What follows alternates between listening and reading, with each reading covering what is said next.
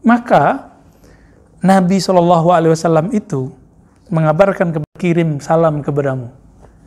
Mirip nggak kayak orang bilang, kirim salam dong Mas Yanu? Mirip nggak? Nah ini yang mahal nih. Karena Aisyah, muridnya seorang Nabi, Nabi punya hak untuk bisa berdialog dengan Allah. Maka dalam dialog itu, Allah menyebut Aisyah, kirim salamku buat kekasihku, Aisyah. Gimana tuh? Bisa, ya. Ini yang disebut mursyid hakiki. Orangnya kutub kalau bisa itu. Ada nggak hari ini? Ada. Tapi nggak banyak. Mereka nggak akan lebih dari 313 sesuai jumlah dengan Al-Mahdi, tentara Al-Mahdi atau Ahlu Badar ya. Jumlahnya 313 itu. Dan mereka bisa dialog dengan Allah. Dialog dengan apa? Dengan kolbunya, dengan ruhnya. Apakah wahyu? Bukan. Itu bukan wahyu syariat. Itu kayak ilham aja. Gitu. Apa kata Nabi? Seandainya di antara umatku ada orang yang bisa berdialog dengan Allah, muhaddas gelarnya, lakana Umar. Maka dia adalah Umar. Hadis Sahih Bukhari kan? Berarti di Sahih Bukhari diakui bahwa ada sahabat-sahabat, ada umat Nabi yang bukan Nabi, tapi bisa berdialog dengan Allah Subhanahu Wa Taala. Dan rahasianya ada di surah Al-Fatihah. Ya, kalau antum bisa menguasai surah Al-Fatihah, di situ ada dialog dengan Allah Subhanahu Wa Taala. Taib. Fa'ahabbal abda rabbahu. Ya, ini dua maf'ul nih ya. Maka dia mengajak hamba mencintai Allah dan meminta Allah mencintai hamba. La mahala, wadzalika mirasut tazkiyah. Inilah warisan dari tazkiyah. Teman-teman, dalam surah Al-Jumu'ah ayat 2 itu ada ayat huwallazi ba'atsa fil ummiyina rasulan. Lalu ada karakter rasul itu. Apa karakternya? Yatlu alaihim ayatihi wa yuzakkihim wa yu'allimuhumul kitab wal hikmah. Karakternya yatlu alaihim ayatihi, membacakan, menyampaikan kan ayat-ayatnya kepada mereka, lalu melakukan tazkiyah. Jadi mursyid itu tugasnya adalah menyampaikan ke murid ayat-ayat Allah yang tertulis ataupun yang nggak tertulis. Ada ayat Allah yang nggak tertulis? Banyak. Justru ayat Allah yang banyak itu yang nggak tertulis. Ya, benar nggak? Coba baca surat Ar-Rum. Ya, mulai dari berapa tuh? 20 ya? 20 sampai ke berapa itu? Wa min ayati, wa min ayati. Ternyata ayat Allah di situ bukan Al-Quran. Ayat Al-Quran menceritakan ayat Allah yang mengalir dalam diri kita. Ternyata di situ pasangan tuh ayat Allah. Jadi antum yang belum punya pasangan, ayat Allahnya kurang. Semoga segera, amin. Semangat aja bilang amin. Covid. Baik. Yang kedua, karakternya adalah tazkiyah, membersihkan murid, gitu. Maka teman-teman, ketika kita pakai talqin astagfirullah di lantai 2, beda nggak antum baca astagfirullah sendiri? Kenapa? Ini yang lain belum ya? Yang akhwat belum? Yang banat belum? Sebagiannya juga belum. Ketika kita baca istighfar dengan teknik yang musalsal, yang kita ikutin versi guru kita dan gurunya dari gurunya, bukan dari baca buku, itu ruh langsung berbicara ke ruh, kolbu langsung kontak dengan kolbu. Langsung tuh ada pengakuan dan nikmat. Coba sholawat pakai ruh dan nikmatnya bukan main. Mana Buya Zulfikar ya? Itu kenikmatannya ketika dia bersolawat. Selama ini kita bersolawat, tapi ketika sholat itu dihubungkan dengan ruh, itu terasa nikmat. Ya, semoga nanti ada waktu khusus untuk akhwat ya, insyaallah. Kalau yang bapak-bapak ini udah sering ini. Taib. Qad aflaha man zakkaha. Surah Al-Syams ayat 9. Sungguh beruntung, sukses orang yang zakkaha. Apa arti zakkaha? Membersihkan. Apa yang dibersihkan? Nafs. Yang membersihkan nafs. Jadi Nabi itu membersihkan nafsiyah sahabat. Teman-teman semua, maka ada dua karakter mursyid. Ada mursyid yang membersihkan murid baru di karakter nafsiyah, itu udah sukses. Ada yang sudah sampai membersihkan kolbu sampai ke ruh. Tergantung makom-makomnya nanti bagaimana. Nah, jadi mursyid kebanyakan yang antum tahu itu adalah mursyid nafsiyah. Tapi kebanyakan juga nggak berhasil. Nafsiyah sendiri juga nggak beres. Ya. Wa falahuha bizzafari bima'rifatillah, itu dicetakan, itu salah cetak tuh kayaknya. Qalahuha, bener gak? Nah, ini yang benar, falahuha. Kesuksesan, keberuntungan manusia, hamba Allah, jiwanya adalah dengan bima'rifatillahi tabaraka wa ta'ala, dengan mengenal Allah. Ini ilustrasi biar gampang.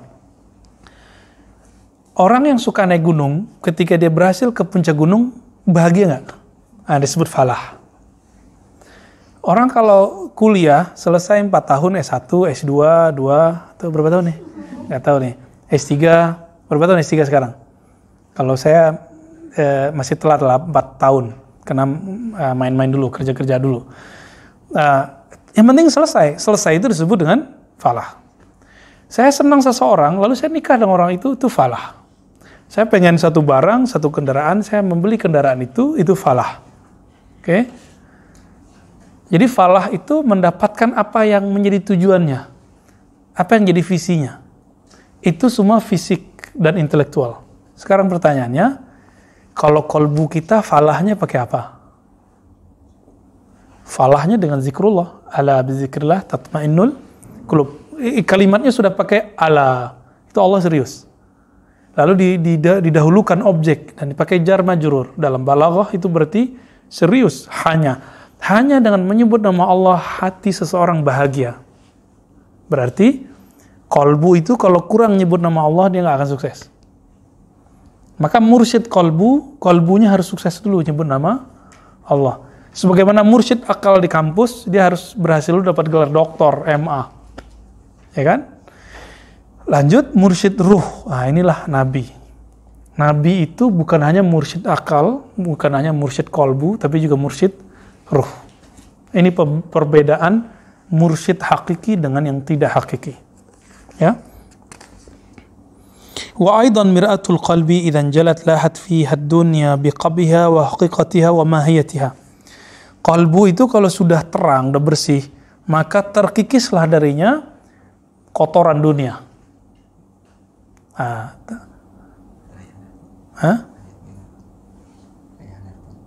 Oh, tol aja.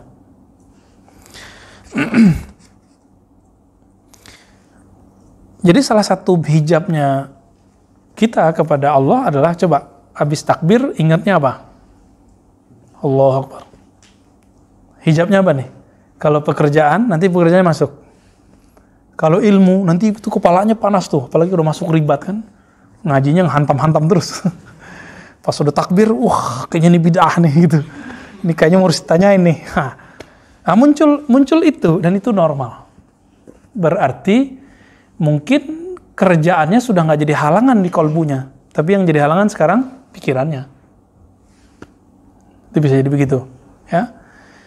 Udah lepas nih dari akal, masuk ke kolbu. Kolbu itu masalahnya apa lagi?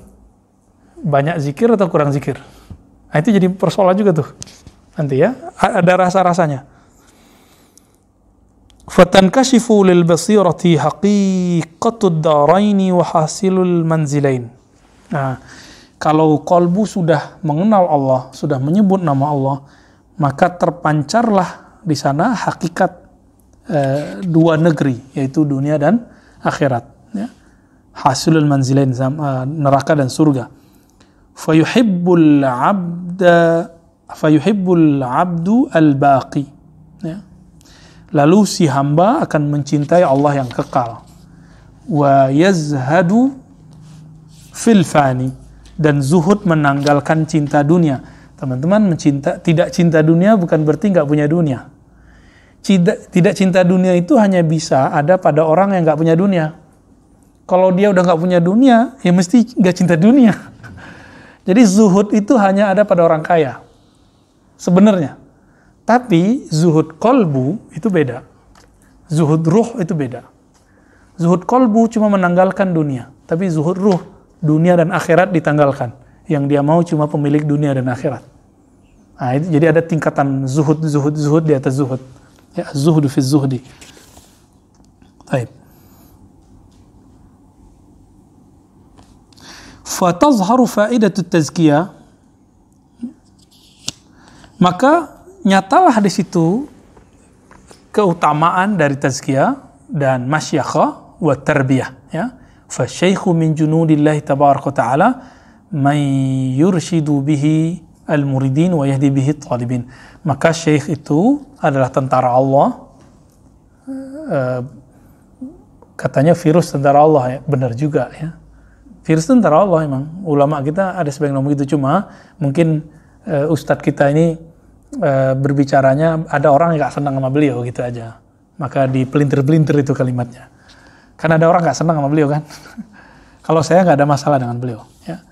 Kita termasuk bersyukur kepada Allah dengan ada beliau, karena adanya beliau itu akhirnya orang jadi ramai lagi ngaji mazhab Syafi'i, ngaji akidah Ahlussunnah, walaupun kemudian beliau sibuk di pergerakan lainnya. Maka guru menjadi tentara Allah yang dengannya murid mendapatkan bimbingan, ya. Taib. Lalu di sini ada hadis. Hadisnya panjang, kita langsung saja. Wa bi sanadinal muttasil lan Nabi sallallahu alaihi wasallam.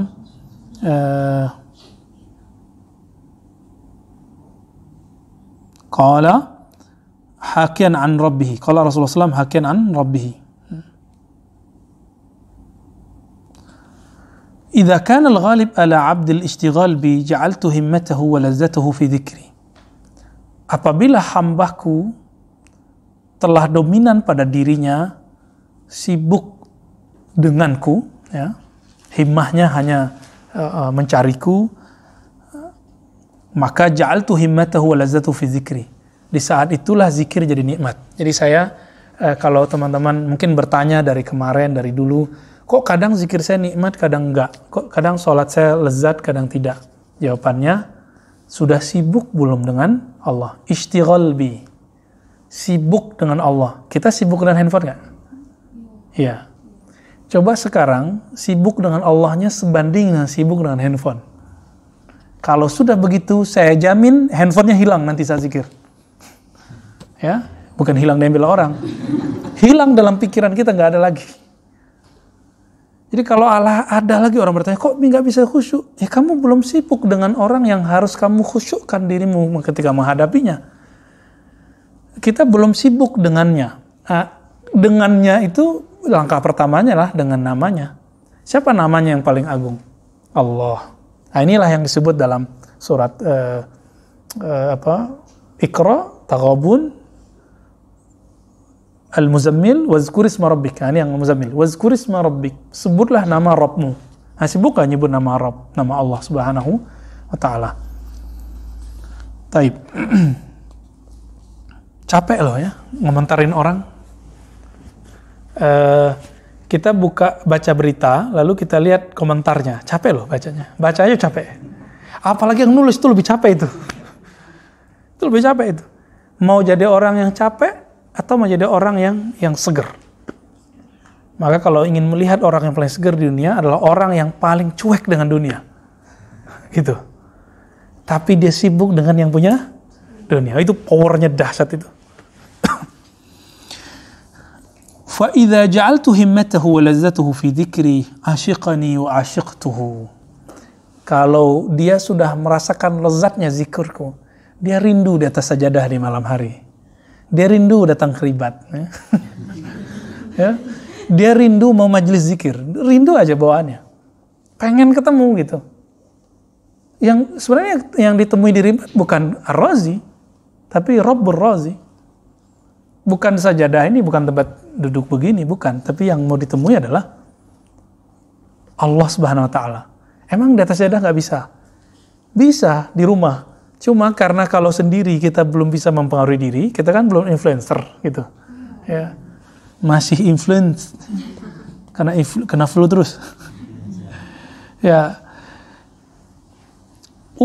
Jika sudah Allah lah menyebut nama Allah yang dia rindui, nah, Maka beliau mengatakan, jika dia telah menikmati nikmatnya zikir, dikatakan di sini, asyiqani wa asyiqtuhu, maka dia akan merinduiku, aku pun merinduinya. Pertanyaannya, siapa yang dulu merindu? Hamba atau Allah? Zahir hadisnya hamba, tapi hakikatnya adalah Allah. Allah menyertai hamba dalam rindu kita, dalam rindunya. Kenapa? Allah qadim, Allah maha awal, tidak ada sebelumnya siapapun. Ketika dia merindui kita, lalu kita merinduinya. Siapa yang duluan? Yang maha qadim. Kita kan baru, hadis, makhluk. Nah, tapi dia dahulukan nama kita di sini. Ini masuk ke ayat Al-Baqarah itu, fazkuruni azkur. Sebut aku sebut namamu. Sebenarnya dia duluan nyebut nama kita, baru kita nyebut nama dia. Maka beruntung antum kalau zikir, Allah lagi sebut-sebut nama antum semua. Ya, alhamdulillahirabbil alamin. Wa rafa'tul hijab fima baini wa bainah. Lalu aku angkat tirai penghalang antar aku dan dia. Teman-teman semua, hijab itu banyak. Hijab itu dibagi dua. Penghujung kitab dari Jami' Usul Aulia, kata Imam Ahmad Khuzmushkanawi, muhaddis, tapi mursyid Naqsyabandi. Jadi kitabnya setebal ini, tapi intinya cuma satu paragraf di akhir. Apa kata beliau? Hijab kepada Allah itu ada dua macam. Satu macam 70.000, satu macam 70.000. Satu macam pertama an-nur, satu macam kedua az-zulmah. Saya pernah nyebutin itu ya. Cahaya dan kegelapan. Cahaya itu taat, kebaikan, kesolehan. Kegelapan itu maksiat. Jadi orang yang taat dan maksiat ini terhijab kepada Allahnya sama. Maka nanti coba lihat, ada orang taat belagu, sok suci. Ada orang maksiat dikit-dikit nangis. Sebut nama Allah nangis, istighfar nangis. Duluan mana yang nyampe nih? Kira-kira gitu. Saya udah sering bahas ini, mungkin lebih 5 kali. Ketika Allah mengatakan fawailul lil musallin, celaka bagi orang sholat. Sholat taat nggak? Dia taat secara zahirnya, tapi kalbunya terhijab karena merasa taat. Orang yang maksiat ada dua juga. Ada yang maksiat tidak tahu cara keluar dari maksiat, tidak tahu cara kembali kepada Allah, tidak tahu cara taubat. Ada yang tahu cara taubat. Ini yang dikatakan oleh Imam Athaillah, kalau yang maksiat itu orang alim, maka nggak masalah karena dia tahu cara tobat. Tapi kalau yang maksiat itu orang jahil, dia akan mikir ya sudahlah, hancur sekalian gitu. Ya udah nikmatin aja deh gitu. Ah ini kacaunya di situ ya. Nggak tahu cara pulang. Nah hijab kita yang mana? Setiap hari kita kena hijab itu. Dan hijab maksiat itu sebenarnya ketika orang taat, di dalam taat itu ada maksiat. Ketika dia merasa dirinya taat, itu dia bermaksiat kalbunya. Mungkin dia nggak maksiat secara zahir. Berilmu, ilmu itu hijab nur. Orang mengira ilmu mulia semua, belum tentu. Ketika dia berilmu, dia merasa lebih pintar dari orang lain.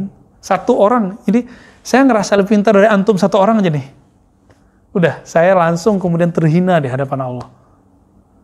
Itu sebabnya kenapa kita kalau ngaji kita istighfar dulu, baca Fatihah dulu, supaya itu bisa dikondisikan kalbunya, nggak merasa pintar. Jadi pintar itu hijab nur, tapi di dalamnya, jadi itu kayak berlapis, luarnya gelap, dalamnya cahaya, luarnya cahaya, dalamnya gelap, luarnya taat, dalamnya maksiat, luarnya maksiat, dalamnya taat, begitulah terus. Nah kita yang mana nih? Bijak-bijak aja berhijab ya. Baik. La yashu idza sahan nasa. Apa karakternya kalau sudah berkurang hijabnya? Tadi hijabnya 70.000 loh. Seorang nabi saja itu terhijab. Apalagi kita. Nabi Musa karena masih terhijab, Allah tidak izinkan melihat, hatta cahayanya nggak diizinkan. Apa kata Allah? Lihat ke gunung itu, jika gunung itu tetap bertahan, maka engkau bisa melihatku. Lalu Allah memperlihatkan apa ke sana? Cahayanya. Hancur nggak gunung? Nabi Musa pingsan. Jadi beliau nggak melihat cahaya, hanya pantulan cahaya di gunung, udah pingsan. Itulah hijabnya Nabi Musa. Nabi Muhammad hijabnya saat di Aras. Falamma qaba qausaini au adna. Atau summa dana fatadalla. Jaraknya cuma dua busur. Tapi dua busurnya Allah. Bukan dua busurnya kita. Itu hijab terdekat hamba Allah dengan Allah. Itulah hijab Nabi Muhammad sallallahu alaihi wasallam. Maka Nabi ketika bertemu Allah di Arsy itu ada jaraknya segitu doang. Nah, Nabi Musa, Nabi Ibrahim itu di bawahnya. Ntar Nabi yang lain di bawahnya. Kita nggak tahu di mana nih. Semoga kita nanti ngikutin Nabi Muhammad sallallahu alaihi wasallam. Amin ya. Banyak-banyak sholawat. Apa karakter kalau hijab sudah terbuka? Meskipun tidak semua. La yashu idza sahannas. Ketika orang lalai, dia nggak lalai. Gitu. Orang lagi asik cinta dunia, dia nggak asik cinta dunia. Dia lagi di dunia, tapi nggak asik dengan cinta dunia. Ulaika kalamuhum kalamul anbiya. Mereka kalamnya adalah titisan warisan para kalam para nabi sallallahu alaihi wasallam.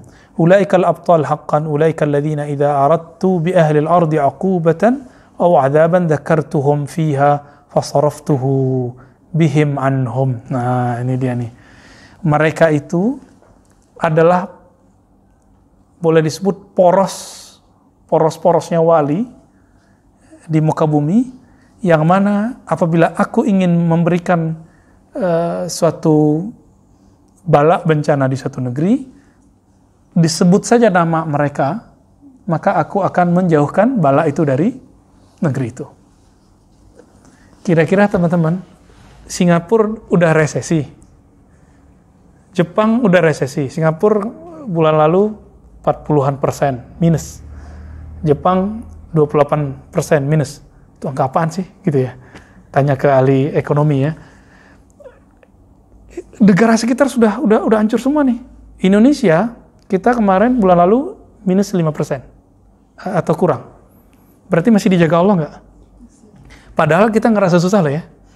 Atau ngerasa biasa aja? Yang biasa aja. Kira-kira ketika negara yang maju Norwegia, tahu itu negara yang paling gede pensiunannya sedunia, ngalahin Amerika, ngalahin semuanya. Tapi sekarang hancur, resesi semua. Negara kita resesinya paling dikit-dikit gitu doang. Maka saya mau kasih tahu, di negeri ini ada wali-wali sejenis itu, sejenis orang-orang ini, ya. Mungkin di atas kutub lagi gaus, wallahu alam. Alhamdulillah rabbil alamin ya.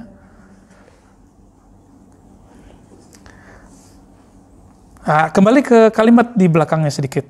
Ada ayat qala Allah Ta'ala ulaika alladzina hadallahu fabihudahum muqtadih fabihudahum iqtadih ya.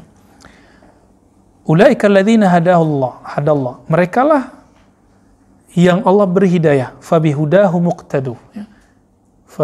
Fabihudahu muqtadih ya. Maka dengan hidayah mereka hendaklah kalian ngambil pedoman ya, ngambil petunjuk.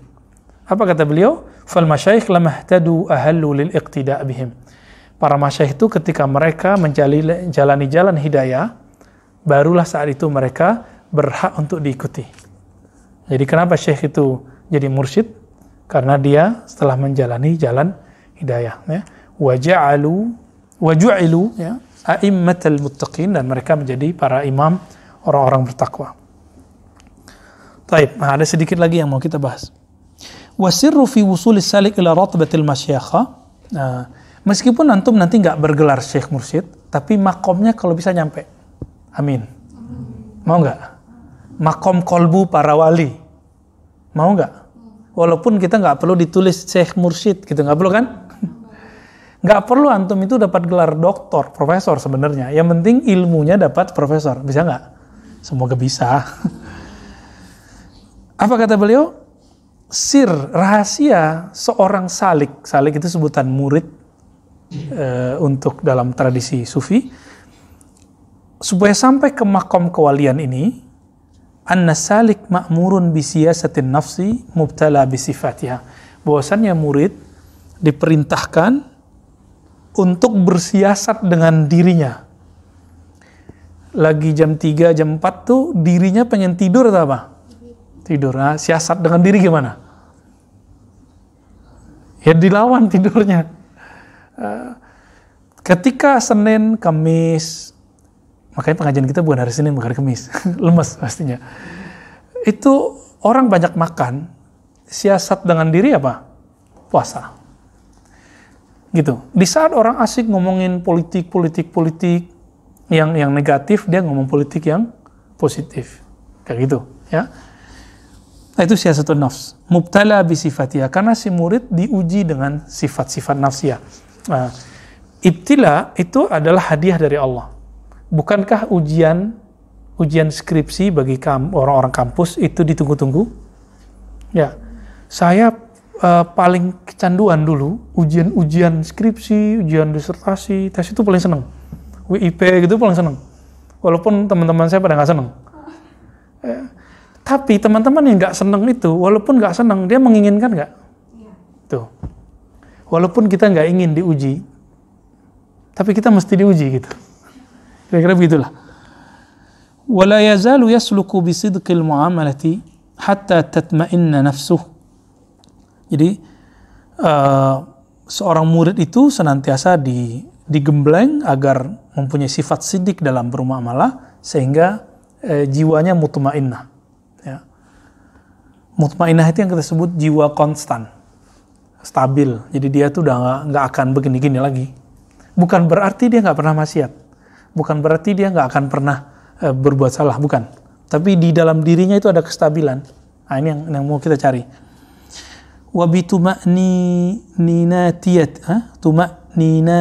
Tuma'ninah, ya. Ini kurang nunnya ya.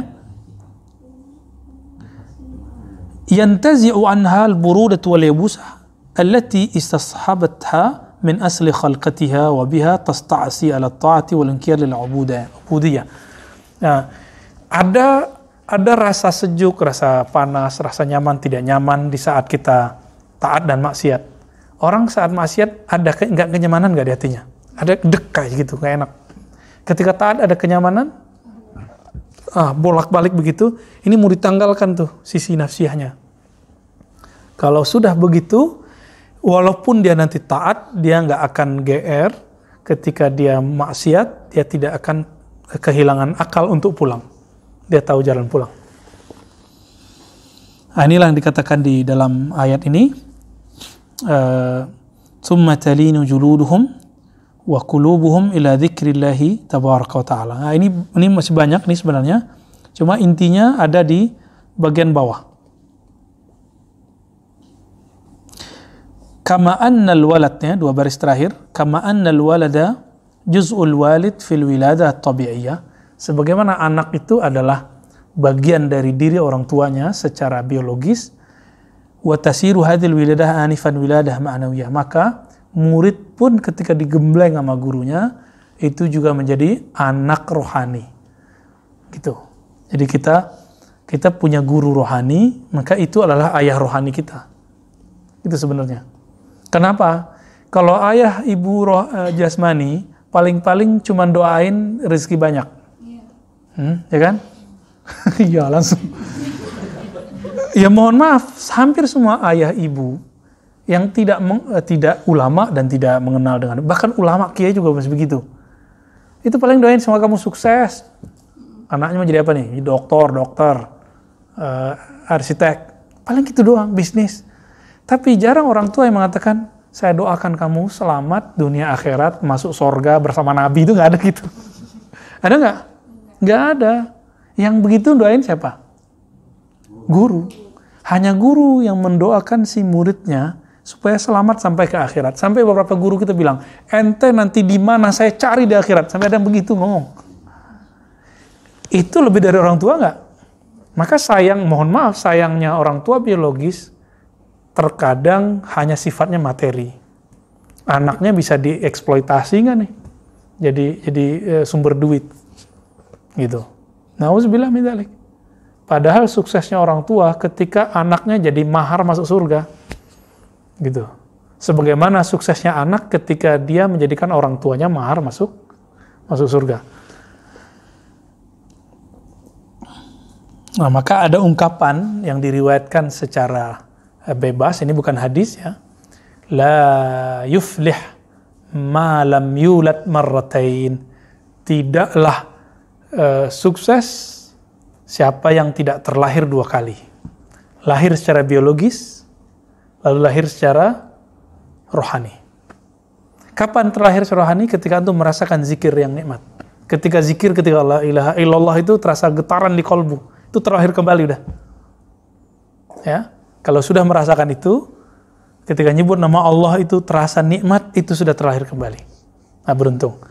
Fabil wilayatil ula yasiru lahu irtibat bi'alamil malak. Nah, di paragraf berikut, dengan kelahiran biologis, maka dia terhubung ke alam zahir, alam nyata. Wa bihazihil wilayah yasiru lahu irtibat bil malakut. Dengan kelahiran rohani, maka dia terkoneksi ke alam rohani. Nah, inilah kajian di tempat Pak Mahadi kemarin ya, alam ruh. Itu belum, malakut belum ruh. Kita sudah jelaskan, ada alam malak, ada malakut, ada jabarut. Nanti ke atasnya ada lagi. Ketika kita bertemu Nabi SAW dalam mimpi, kebanyakan itu di alam malakut. Namun ada orang lagi antara sadar nggak sadar nggak sadar kan berarti rohnya lagi bolak-balik. Di saat itu dia ketemu Nabi. Nah, itu sebenarnya dia nyampur tuh antara sadar nggak sadar. Kita sebutlah alam malakut aja. Nabi udah masuk ke alam malakut kan sekarang. Tapi orang-orang yang kolbunya tajam, dia dalam keadaan sadar begini, dia bisa melihat hadirnya Rasulullah, hadirnya para arwah, hadirnya malaikat, meskipun matanya ini melek, kolbunya juga melek. Nah, itulah para nabi dan para aulia. Ya, para aulia yang disebut ahlul kasyaf. Tapi antum jangan minta-minta gitu deh, ya. Repot nanti. Coba lagi datang ke sini, ntar ngelihat ada yang nunggu depan 2 orang misalnya kan. Ntar lagi zikir terus orang yang turun. Lagi baca rotib tiba-tiba ada yang teriak kan gitu. Pas dilihat kok nggak ada yang teriak. Tahu-tahu ngeliat kelabang, ya kan aneh nanti. Repot kan? Jadi beruntung kita nggak melihat alam gaib. Wa min ni'amillah alaina ay yahjibu 'anna 'alamal malakut. Salah satu hijab yang nikmat adalah Allah tidak selalu memperlihatkan alam malakut. Coba dilihatin terus. Berdesakan tuh roh itu lagi nyari syafaat. Jadi roh-roh yang belum ketemu dia jalan pulang. Jadi semua orang yang meninggal tuh belum masuk ke sana itu. Dia lagi nyari tempat yang bisa ngasih dia syafaat. Tapi dia nggak yang kita sebut roh gentayangan, bukan. Pocong jalan-jalan bukan.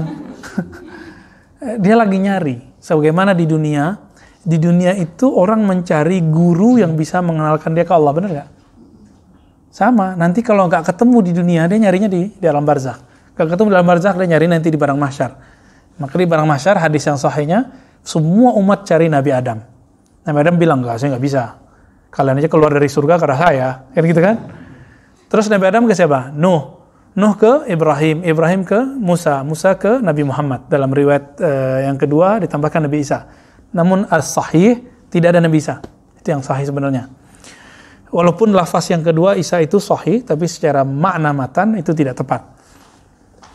Setelah Nabi, baru kemudian semua Nabi dapat izin.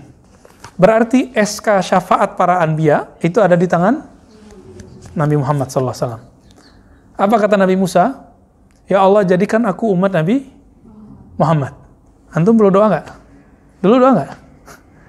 Nggak doa kan? Sekarang dijadikan umat Nabi Muhammad. Tuh Nabi Musa cemburu tuh. Beruntung nggak kita tuh? Jadi jangan lagi sesali, kenapa saya lahir zaman sekarang, kok zamannya COVID. Susah nih nikahnya, jangan gitu lagi. Taib. Kira-kira itulah kita gantung di sini.